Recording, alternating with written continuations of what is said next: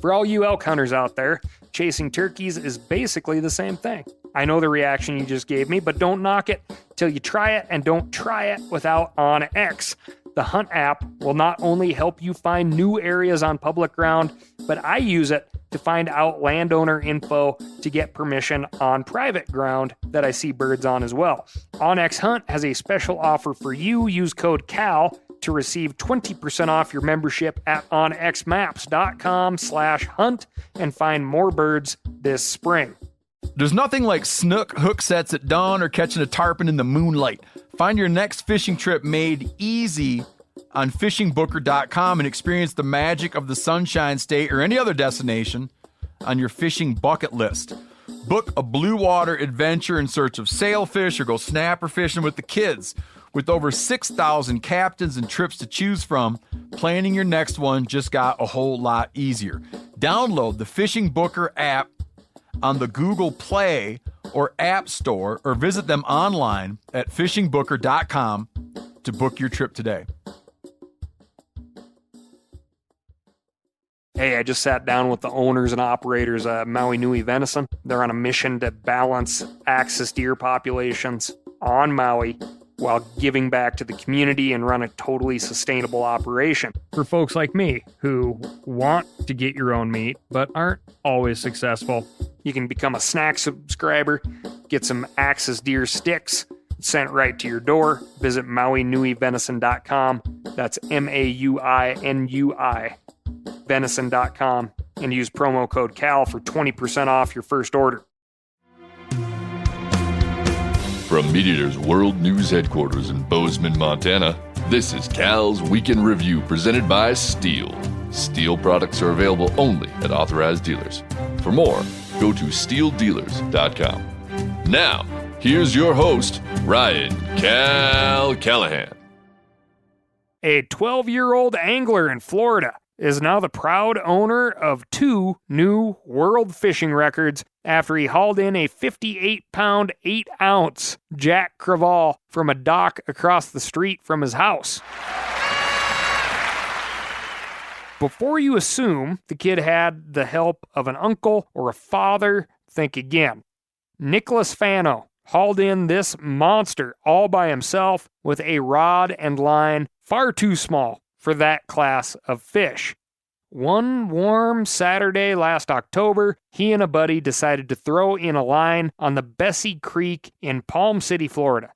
Bessie Creek is only about 100 feet wide and flows into the St. Lucie River on the Atlantic coast. He and his friend caught a few small mullet, hooked them into some circle hooks, and threw out the bait on some 30-pound test braid. When the record-breaking fish grabbed the line, Fano knew he wouldn't be able to overpower it with the tackle he was using. So he spent 40 minutes tiring out the huge fish before landing it. The whole time, he never let go of the rod. Here's a quote from Treasure Coast newspapers. "I knew I couldn't get anybody to help me handle the rod, or else it wouldn't count as my fish." That's very astute, Nick. I'll do it myself. Once they took a few pictures and weighed the fish, they let it go. The International Game Fish Association confirmed the catch and awarded Fano with 2 world records. The junior world record and the men's 50-pound test line world record, Jack Crevalle. That's right, men's world record.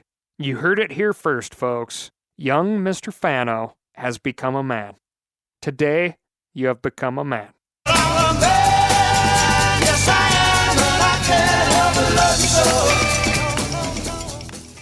Those records likely won't be beaten anytime soon. The previous international record of 58 pounds 6 ounces has stood for 22 years, and the Florida state record of 57 pounds has stood since 1993. The Jack Crevalle can be found both inshore and in open water. They're commonly 3 to 5 pounds, and the largest are usually closer to 20 pounds. If anybody has ever fished for jacks or caught any jack species, you know that they have an incredible amount of fight, and more often than not, the fish that you bring into the boat is undersized for the fish that was in your mind during the fight. Fano's fish was more than twice the size of your average Jack Crevalle. Congratulations, Mr. Fano. We can't wait to see what happens now that you're a full-grown fishing dude. This week, as per usual, we've got a bunch of awesome stuff. But first, I'm going to tell you about my week. And it's a little special because I have a guest, a guy named Fritz, which is half or 50% of the TikTok sensation Old Time Hawkey, which features only Fritz and Donnybrook. We have been fishing a world-renowned yellow perch lake, Lake Cascade in central Idaho. This 30,000-plus acre body of water averages less than 40 feet deep, produces a ton of food, and most importantly to anglers, has also produced 2 world record yellow perch and at least 3, maybe 5 state record yellow perch. Outside of that, and something I just learned this week by fishing not only with Fritz, but also with Jordan Messner and Mike Thomas of Idaho Fish and Game. Mike is the regional fisheries biologist, and Jordan is the Southwest Regional Fisheries Manager. Perch in Lake Cascade are actually setting records of their own by themselves just by getting old. Extremely old. 14 years. Verified 14-year-old yellow perch, which is insane. And we may see some go beyond that. Anyway, Fritz, I need you to do one thing. What is TikTok?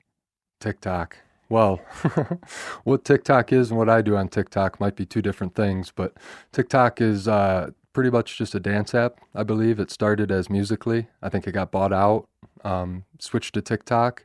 It's a short format video app. You can do anywhere from 1 second to 3 minutes. So I got involved in it about 2 years ago. And what do you do? So I do mostly kind of my own little form of ASMR, which is kind of like a calming technique in my videos. I didn't start out that way, kind of grew into it. But my videos range from mostly anywhere 30 seconds to probably about 3 minutes.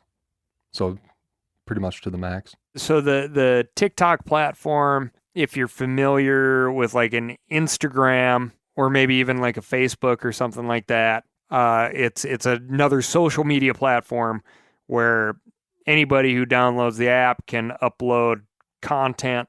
And you got into this how? So I got into this just kind of on a whim, but basically right after COVID. I was playing in a hockey league out of Sioux, Canada, which is in Ontario, just north of the Michigan border where I live, about 35 minutes. And that league got canceled when COVID happened. But our group texts about like the game and what time it started and kind of who's getting there at what time, that kind of kept going. And so when we weren't playing hockey, it would just end up being a lot of hockey videos getting sent. So basically it's like a link, right? You click on the link, it takes you to the app. So like I'm in the app watching the videos, and I just always enjoyed them. I found myself sending them to like other people, like copy and pasting the link, sending it to like other hockey buddies and stuff. And then after a period of time, I decided to make one. I think it was April 22nd, 2020. It was a hockey video, kind of connected with the hockey audience first, and then kind of just started from there and just kind of grew organically, just kind of just showed a little bit into my life and what we do in the Cedar Swamp where I live with my dog, Donnybrook, and people really enjoyed it. So I kind of just kept to it. And part of TikTok is like people will leave comments. So they could have a comment like, where are you from? Or I love your dog. What's your dog's name? So then you respond to that comment in a video. So a lot of it was just driven by like what people were asking. And your dog is Donnybrook, which would be the other half. Yeah, that's Michael Jordan. I'm Scottie Pippen. And when you say like people liked it, right? You literally went from 0 to what? Where are you at now? I think on TikTok we're at about 4.8 million. 4.8 million. Yeah, pretty wild, eh? Million. Million, yeah. Right? Yep. And so what are people engaging with? Like, what are you doing on there? I think for a while it took me kind of asking the same question to see what it was special about it. So I'm not saying I got it nailed down, but if I were to guess, I would say it's a place where people can put their heart forward I know it sounds a little weird, but it's a place where you can kind of just be yourself. You know, if you like something that's a little out there, the world's big enough already, and you're able now to put videos online and connect with people. And never in a million years did I think people would be interested in the things I'm interested in or stuff like that. So I really don't have it nailed down. I don't know why people think it is so special, but it means a lot. Means a lot that people want to come on the adventures and want to see the videos. So I just kind of try to keep it going. And if you can remember way back when, you know, it was sometime during this COVID era, but I did mention here on the Cows Week in Review podcast during the My Week section that, you know, I kind of like stumbled on the algorithm served up, or somebody gave me a link to Old Timey Hawkey on Instagram. And boy, I hope this isn't offensive, but I found it like wholesome and just like warm, inviting. Bunch of other words here would be like inclusive. Well, I'm trying really hard not to get insulted. Right? It's like I appreciate that. But man, it's like this day and age, it's like you're not insulting people on there. You're not being controversial. You aren't chasing that next thing, I guess. You know, it's literally like a warm campfire sometimes, and you're like inviting people to come sit next to a warm campfire, inviting people to have a meal, inviting people to sit down and play like a really old video game. Okay, so there's like some nostalgia stuff in there. You got a super cute dog that's just like your buddy on there, Donnybrook, that goes along with you. And yeah, that's the reason that I connected with it is outdoors and is just like, it's a welcoming thing. And that's how you and I started talking, right? Like I reached out and I said, just appreciate the positive content, you know, keep it up. Right. And you have, which is awesome. And you know, obviously I'm a fan, still a fan. So, and you got to come down here to Idaho, or you made the choice to come down here to Idaho to a lake that I have never fished and I've always wanted to fish, and just kind of had a hunch that you, because of the content that you put out, that you'd be somebody worth fishing with. And you've turned out to be that person. That's a spoiler alert for everybody. If you follow Old Timey Hawkey, this is somebody that you can sit down, have a cold pop with, and, you know, do some angling for yellow perch. So, your impression of Lake Cascade, Idaho. Holy wow. Where do I start? Well, I'll start with the world-class perch. Biggest, I mean, some of the biggest in the world, you know, let alone where I'm from. Where I'm from, you know, a perch that you'd keep, maybe get mounted, is one you'd probably toss back here. So. And so you're 30 some minutes from Hockey League in Canada. Yep. But you live in Michigan, which makes you a Youper, yep. Right? You're in the upper PA, the upper peninsula. Yep.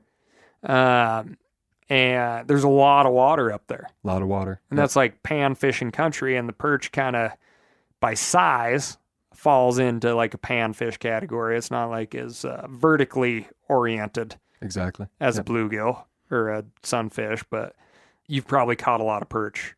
Yeah. You'll find them competing a lot because they are the same size as the panfish.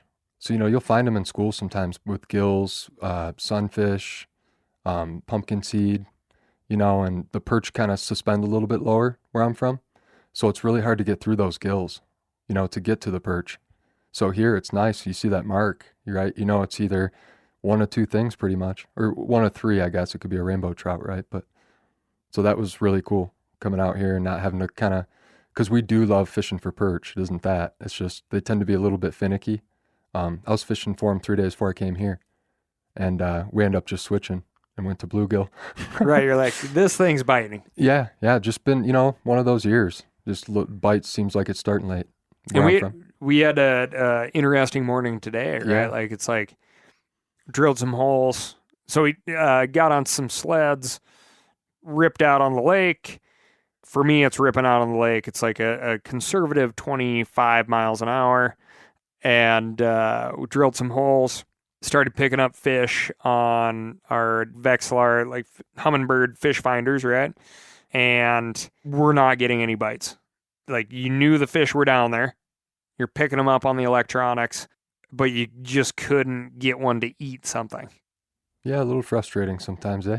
Yeah, absolutely. But marking them's always fun. But when you know it's a fish, you know your bait's right there. You know the fish is doing its job. You know the bait's probably doing its job. It Yeah, makes you the wonder. mark, the fish is following your bait up and down the column. Yep.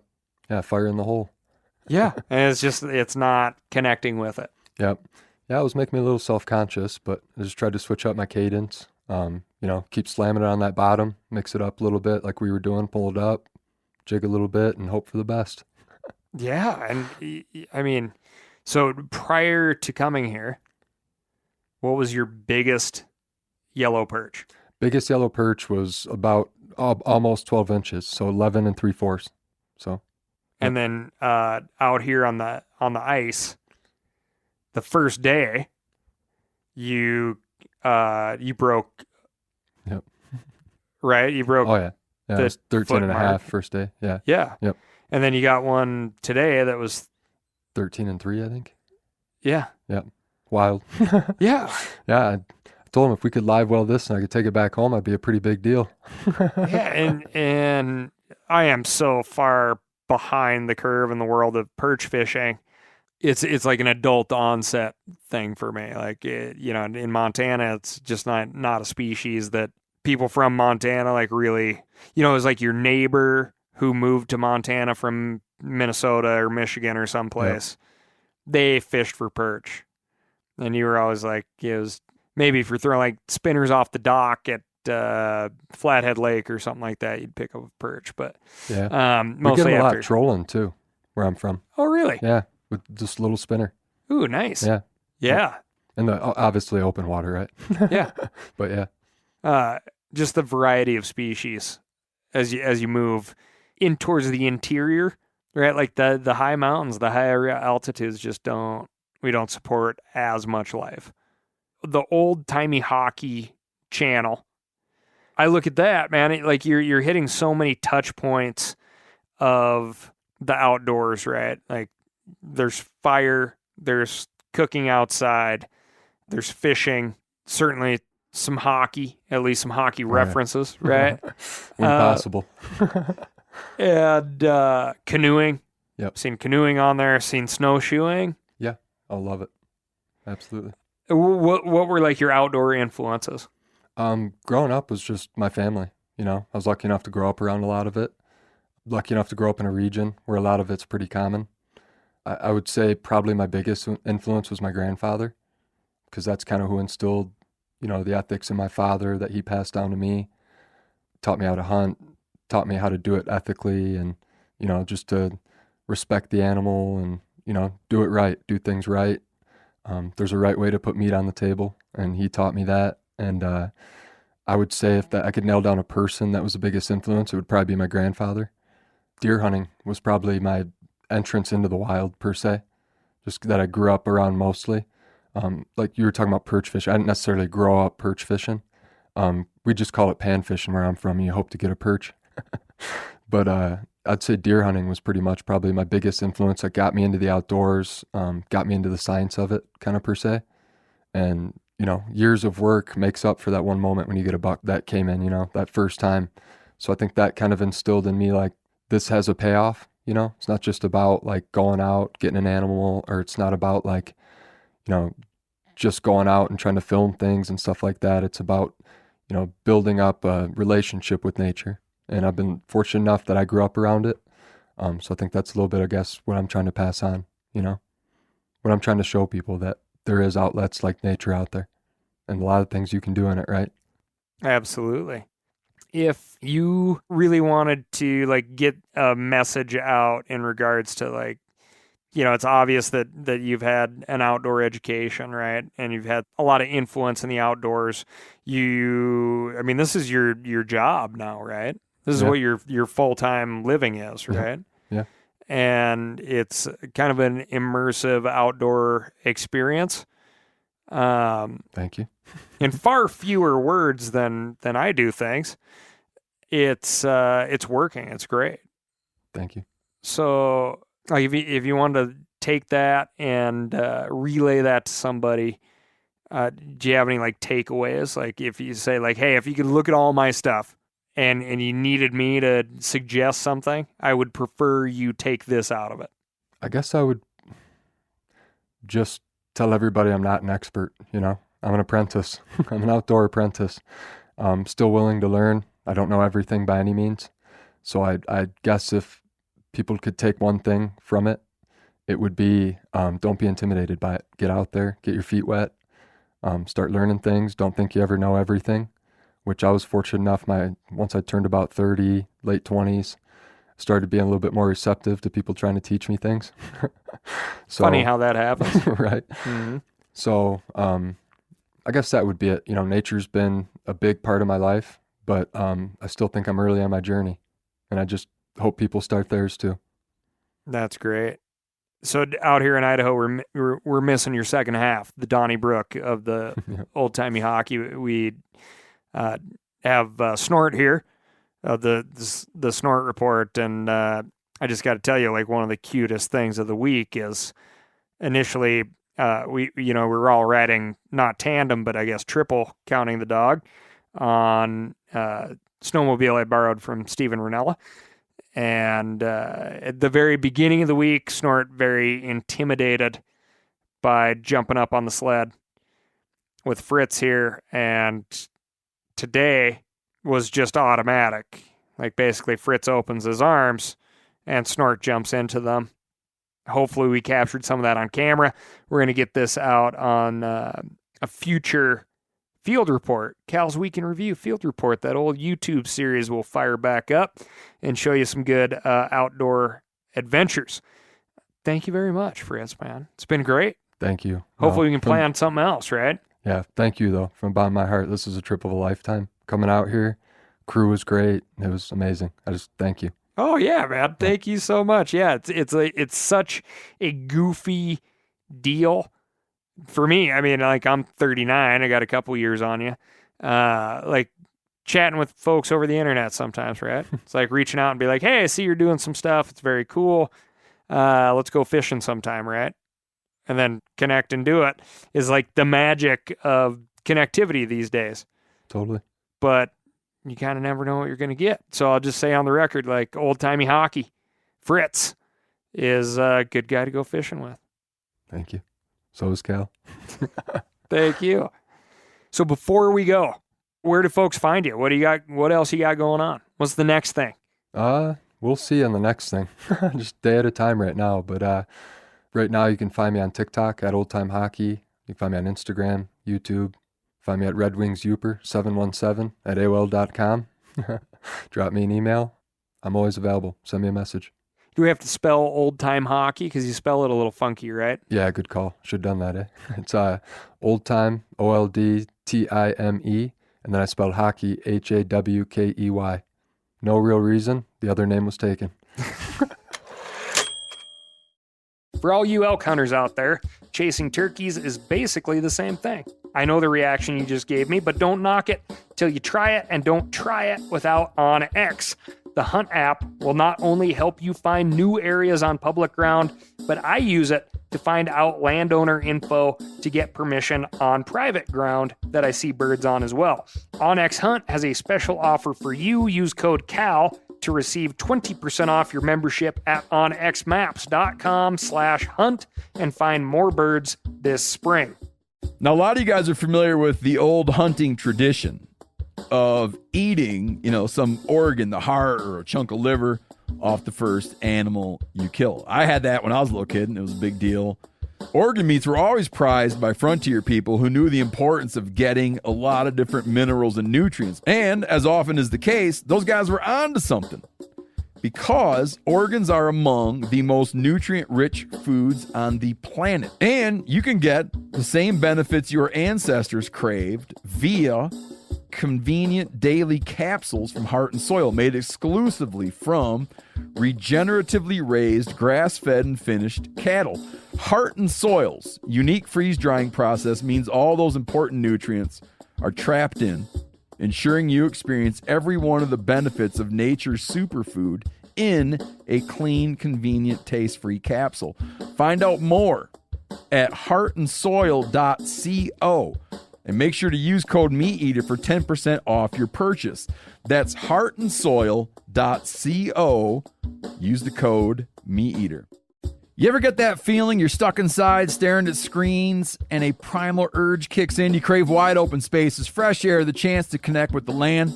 Well, maybe it's time to find your own piece of the wild, but searching for property can be a maze. That's where Land.com comes in. They got millions of listings across the country, from mountain ranches to hidden fishing holes. Their search tools are like a seasoned guide helping you narrow down what you want. Land.com isn't just about buying and selling. It's about finding a place to hunt, fish, explore, or simply sit by a campfire and listen to the crickets. So head over to Land.com today to turn one day into today, because trust me, there's nothing quite like the feeling of standing on your own piece of earth. A lot of news over at the old people desk, and no, we're not talking about a reboot of the TV series The Golden Girls. Betty White, rest in peace. If you can keep the heat low enough, you can brown both sides of the omelet without burning it. Oh, you're welcome. And if you ever want any more advice, I'm always here. You too. Thank you, Mr. President. First up, scientists have found the first documented case of disease transmission from animal to human, which likely took place while that early human was butchering game. A team of Swiss scientists made the discovery recently while re-examining the first fully intact Neanderthal skeleton ever found. We've known for a long time that this Neanderthal lived about age 60 and suffered from arthritis that had deformed his joints very severely. This guy could have used some Advil. But this new analysis showed that all of the joint damage couldn't have been caused only by arthritis. The authors write that the skeleton shows, quote, erosions at multiple non-contiguous vertebrae and reactive bone formation extending far beyond the left hip joint, which suggests that additional diagnosis of brucellosis. That's right, brucellosis. That disease that prevents ranchers from loving bison. And that disease that means that our Neanderthal could have used much more than Advil, like an epidural from the neck down. We have covered brucellosis a whole bunch on the show, but as a refresher, brucellosis is a bacterial infection most commonly found in hoofed mammals and transmitted mainly through contact with infected afterbirth. Its most publicized effect is causing pregnant cows to miscarry. You'll remember that a huge controversy around bison reintroduction is the worry that the bison could possibly spread brucellosis to cattle. But Brucella bacteria also infects all kinds of tissue, from bone and muscle to liver and kidneys, and it causes severe fever as well as joint and muscle pain. There have been many modern cases of humans contracting brucellosis from all kinds of infected animal tissue, and hunters can be particularly susceptible. Pack those latex gloves and wash your knives if you're hunting game that might be infected. You do not want to end up like our Neanderthal friend. Because there were no domestic cattle back in Neanderthal times, the disease was almost definitely picked up while processing deer or auroch or eating raw meat. No latex gloves or pellet grills available back then. Brucellosis is just one of the animal diseases that have transferred to humans, along with AIDS and COVID. And maybe, if we give it enough time, CWD could make that jump too, either to humans or cattle, or both. Oh my god, I can't wait! Quick aside, in the history of anthropology, as we mentioned earlier, the specimen known as the Old Man of La Chapelle was the first fully intact Neanderthal skeleton ever found, way back in 1908. When he first turned up, researchers didn't realize he had such severe bone disease, and his deformed skeleton shape was interpreted as how all Neanderthals were built. That means, due to this one individual's arthritis and brucellosis, the image of the stooped-over, head-jutting-out caveman took hold, and all those drawings you see showing monkeys turning into humans by standing up straighter and straighter were based on bad marketing.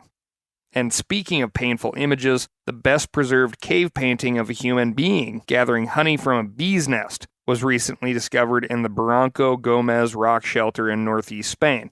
The amazingly clear picture is 7,500 years old and shows a person scaling a rope ladder anchored at the top of a cliff and secured to the rock halfway up by a pole. You can make out individual bees buzzing around the hive and the figure's head tilted back to get a better view. An even older depiction of honey gathering is the 8,000-year-old Man of Bicor from the Cueva de la Arena, or Cave of Spiders, in the same region of Iberia, which was discovered in 1921 and shows the same method of scaling a ladder to collect honey. All you mountain goat hunters out there may think you're pretty intrepid with crampons and ice axes, but dangling from woven vines, swatting away stinging bees to get some honeycombs, that is some good mountain climbing and food getting right there. When you think about prehistoric people, you typically hear about the transition from hunting and gathering to agriculture around 10 to 12,000 years ago. So these paintings from 8,000 years ago were made during the transition, and it may not be a coincidence that collecting honey was an important subject for these paintings, as beekeeping was one of the earliest forms of animal husbandry that people ever engaged in. The ancient Egyptians carved some very detailed hieroglyphics of bees and beekeeping from around 4,000 years ago. Interestingly, domestication of bees is still incomplete, and in every colony of human-controlled honeybees, there is an extensive mating with wild bees. In fact, some biologists consider beekeeping to be more of managing wild hives versus possessing a hive, as most colonies are able to survive and migrate to other nests if humans stop tending to them. Here's a couple of quick honeybee facts for you.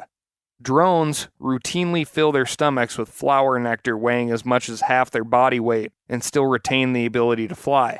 Their digestive enzymes start breaking down the structure of the nectar, and once they get back to the nest, they regurgitate their hull.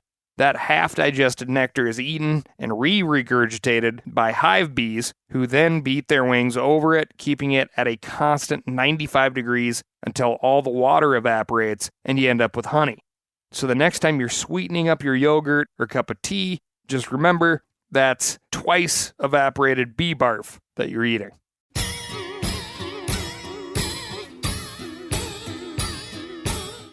Moving on to the last stop on our prehistoric history roundup, more evidence has emerged solidifying just how long ago humans were hunting their own game, not just scavenging leftovers from the kills of other animals. A team of scientists from the University of San Diego recently analyzed the human-made cut marks on 2-million-year-old gazelle and wildebeest bones excavated near Lake Victoria in what is now Kenya. Existing research has shown that when lions or other predators get first dibs on prey animals, they concentrate their bites on so-called hot zones, placed on the ends of the bones where muscles and tendons connect. If humans come along afterwards as scavengers, they don't leave any cut marks in those areas because the meat there is already missing. In these Lake Victoria bones, however, the hot zones showed cut marks from human tools, not from predator teeth, leading the scientists to conclude that humans had almost certainly killed the animals themselves and been the first to eat them. Many anthropologists had supposed that any meat humans were eating around this time was pilfered while skulking around the kill sites of other better-equipped predators.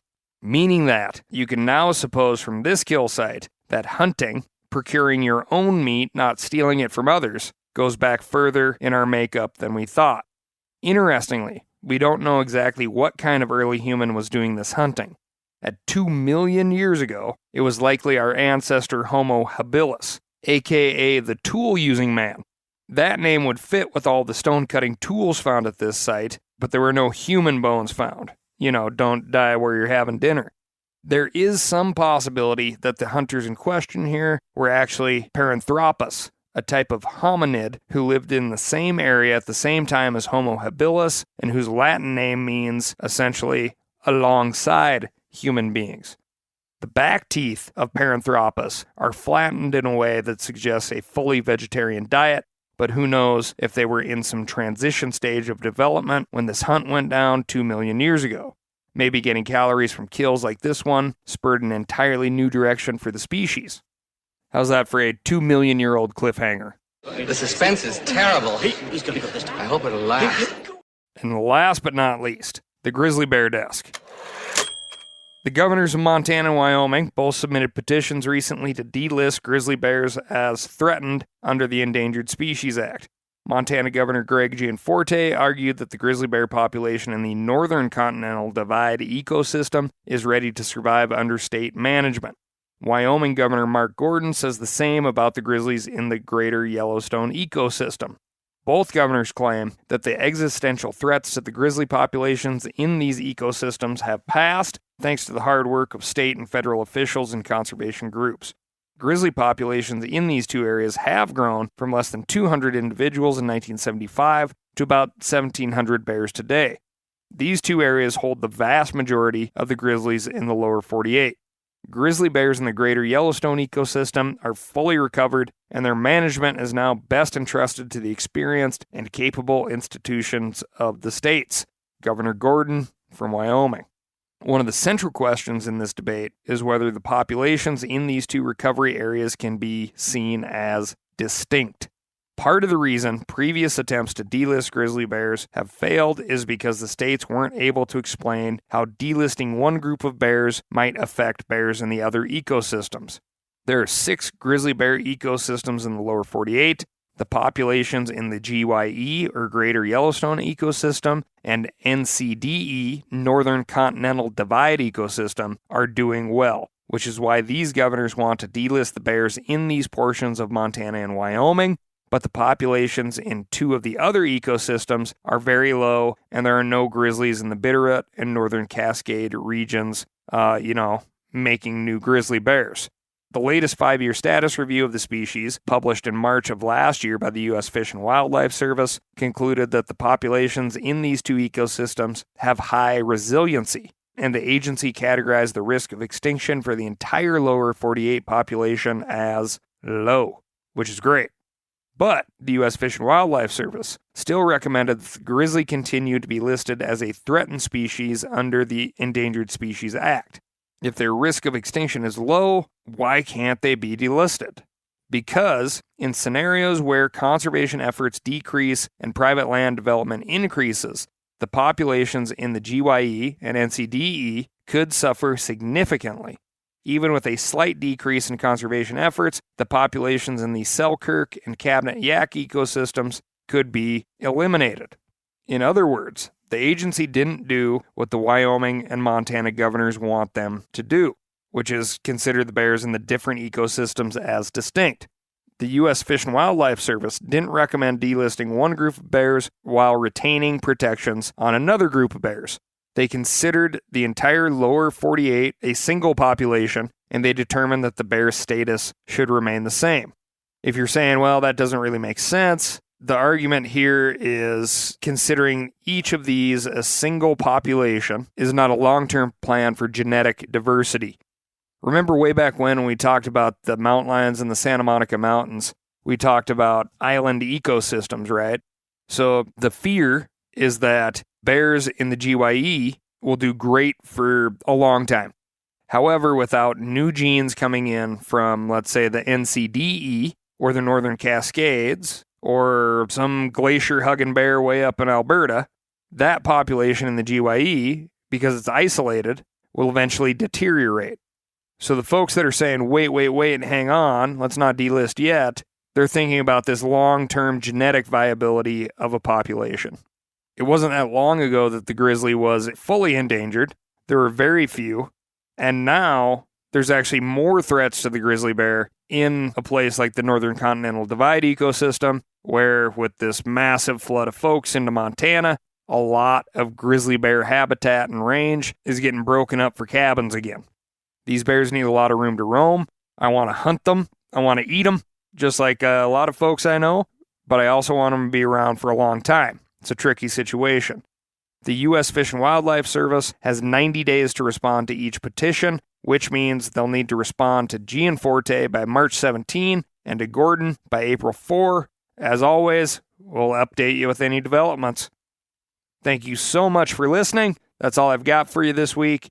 Remember, even though we're in the depths of winter, spring is coming, which means you're going to have a lot of trees falling on your property. If that sounds like you, get your butt down to a local friendly steel dealer. Don't know where that is? Check out www.steeldealers.com and find a local knowledgeable steel dealer near you. They're going to get you set up with what you need and not send you home with what you don't. And most importantly, write in to ASKCAL, that's Ask Cal, at themeateater.com, and let me know what's going on in your neck of the woods. Thanks again, and I'll talk to you next week.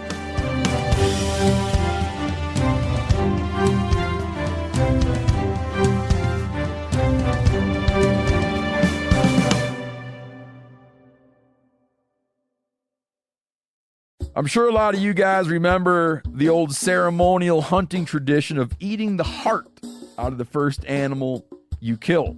Meat from those organs are among the most nutrient-rich foods on the planet. You can get those same benefits your ancestors craved via convenient daily capsules from Heart and Soil. Find out more at heartandsoil.co. And remember, use code MeatEater for 10% off your purchase. Outdoor adventure won't wait for engine problems. Things like hard starts, rough performance, and lost fuel economy are often caused by fuel gum and varnish buildup. Seafoam can help your engine run better and last longer. Simply pour a can in your gas tank. Hunters and anglers rely on Seafoam to keep their engines running the way it should the entire season. Pick up a can of Seafoam today at your local auto parts store or visit seafoamworks.com to learn more. That's seafoamworks.com to learn more.